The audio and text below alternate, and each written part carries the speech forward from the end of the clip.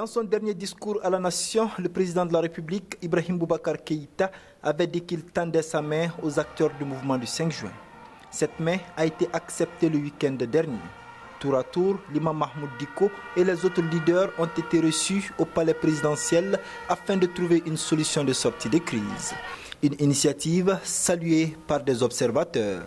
Tout le monde sait qu'il y a des problèmes. Mais maintenant, le départ de l'IBK, est-ce qu'après ça, là, est-ce que le Mali va retrouver ça, comme ils le disent là, est-ce que les problèmes vont...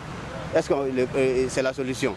Je crois que quelle qu'en soit la nature, le dialogue, c'est franchement une bonne chose, c'est à saluer. Vraiment, qu'un dialogue soit entamé entre le président de la République et ses mouvements contestataires, ça c'est une très bonne avancée. Nous espérons également que ça aboutisse vraiment à des meilleurs consensus. Dans la livraison du jour, les journaux consacrent leur manchette à ce dialogue.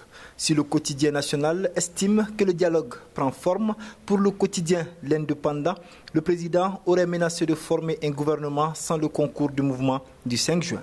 Relayant les propos de l'imam Mahmoud Dicko, on peut lire à la une du journal Le Challenger que le mouvement a refusé la proposition du président de la République.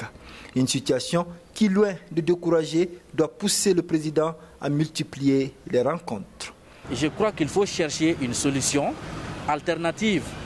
Même s'il faut aller vers un gouvernement d'union nationale, il faut qu'il essaie encore de penser vraiment à une bonne solution afin de mener encore et pousser encore, c'est-à-dire que les gens à venir sur la table. C'est ce que je pense. En attendant la tenue de ces rencontres qui vont permettre au Mali de définitivement sortir de cette crise sociopolitique, le mouvement du 5 juin du Rassemblement des forces patriotiques projette une nouvelle mobilisation pour le 10 juillet prochain.